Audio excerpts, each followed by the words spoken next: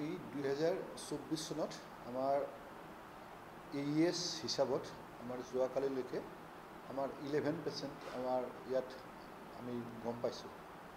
সেই 11 পেচেণ্টৰ ভিতৰত এজন JES পেচেণ্ট কিছুদিন আগতে হৈছে, তেওঁ সম্পূৰ্ণ সুস্থ হৈ গুচি গৈছে, আৰু এজন JE পেচেণ্ট এতিয়া ইয়াত এখন ব্যক্তিগত হস্পিটেল লোৱাৰ আছাম হস্পিটেলত তেওঁ ভৰ্তি হৈ আছে। মৰ্টেলিটি এতিয়ালৈকে হোৱা নাই আমাৰ।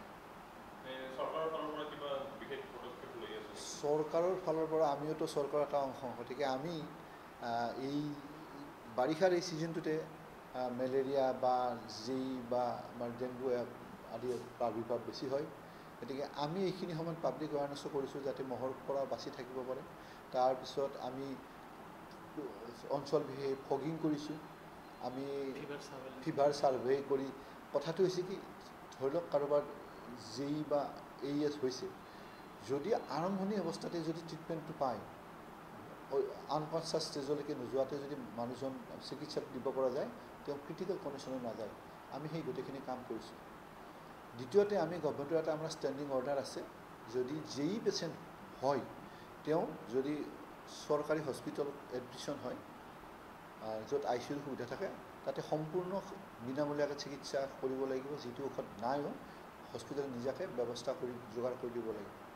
আৰু যদি কোনোবাই যে আমাৰ চৰকাৰী হস্পিটেলত নাথাকি ব্যক্তিগত হস্পিটেলত থাকিব খোজে, তেওঁলোকৰ চিকিৎসাৰ কাৰণে মেক্সিমাম 1 লাখ টকা আমাৰ গভৰ্ণমেণ্টে সেইটো তেওঁলোকে বিয়াৰ কৰিব।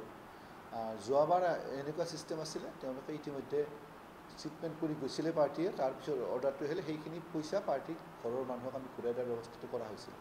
এইবাৰ কিন্তু আহিছে যে আমি ইতিমধ্যে নাৰ্ছিং হোমৰ বিলাকৰ লগত যোগাযোগ কৰি থৈ তেওঁলোকক আমি ডিৰেকশ্যন এটা দি থ'ম যে 1 লাখ টকা গভৰ্ণমেণ্টৰ ফালৰ পৰা পাব, পেচেণ্টক সেই 1 লাখ টকা তেওঁলোকে ট্ৰিটমেণ্টত ৰেহাই দিব। তুলনাটো এতিয়া বাৰিষাৰ ছিজন আৰম্ভ হৈছেহে। যোৱা গোটেই বছৰটোত 2023 চনত আমাৰ এই 16টা পেচেণ্ট আছিলে। এইবাৰ এতিয়ালৈকে 2টা হৈছে, কিন্তু আমাৰ সন্মুখত বাৰিষাটো পৰি আছে। আৰু বাৰিষা কিয় বেছি হয়, আমাৰ যিটো এই যিটো মেলেৰিয়া যিটো বাহক, সেই বাহকটো হ'ল কিউলেক্স মহ। কিউলেক্স মহ ঘৰৰ ওচৰে পাজৰে নাথাকে, সি এই বাহিৰৰ ফালে থাকে। খেতি পথাৰ, ধাননি পথাৰৰ মাজত সৰু সৰু জোপোহা বন, এই ধান, সেইবিলাকৰ মাজত থাকে।